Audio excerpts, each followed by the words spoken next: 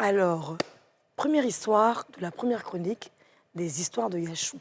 Alors, cette jolie dame qui a fait de très bonnes études, ainsi que son mari, se sont rencontrés dans une banque. Les deux ont échangé leurs cartes de visite. Ils sont devenus amants et plus tard, ils se sont mariés. Ils ont eu 4 enfants. Tellement que l'amour était chic. Chaque année, le monsieur faisait voyager sa femme avec ses enfants business class pour aller. Depuis que le monsieur s'est marié avec la femme, ses affaires ont commencé à encore plus prospérer.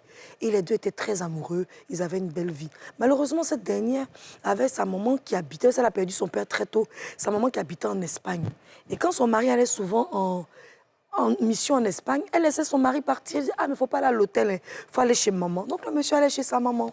Et puis, bon, tu vois, il y avait l'entente, la belle-mère, c'est rare, hein, mais une belle-mère très cool. Donc, elle a dit, bon, maman, j'en ai marre que ma mère reste là-bas. Je veux que tu lui offres une maison ici à Abidjan. Donc, le monsieur achète la maison pour la belle-mère et lui offre une voiture. Finalement, ils viennent vivre ensemble ici à Abidjan. Donc, la belle-mère à côté de ses petits-enfants.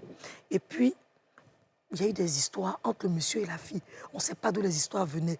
Donc, elle a commencé à pleurer. Elle ne pouvait pas se confier aux gens parce qu'elle a tellement mis le niveau très haut que les gens allaient se moquer d'elle. Ils attendaient la chute. Ouais, quand c'est trop parfait, là.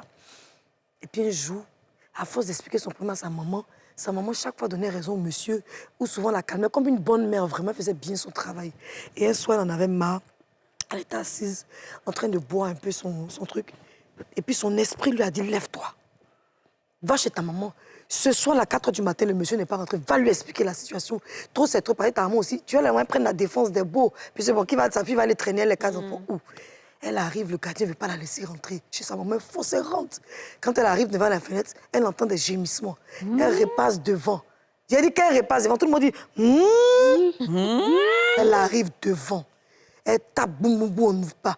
Quelque chose, une force a pris cette fille-là. Elle était un peu saoulée ce jour-là, puis elle a cassé la porte. Elle rentre.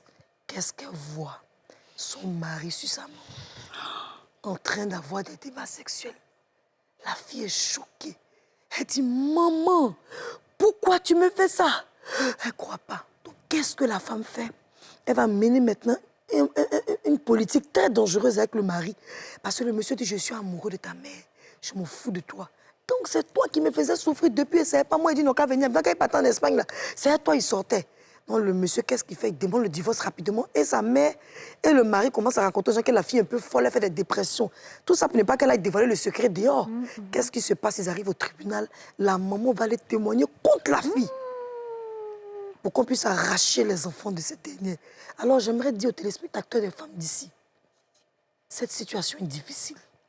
Qu'est-ce que vous répondez à ça? Elle attend vos conseils. C'était les histoires de Yachou. Wow. Les histoires de Yachou.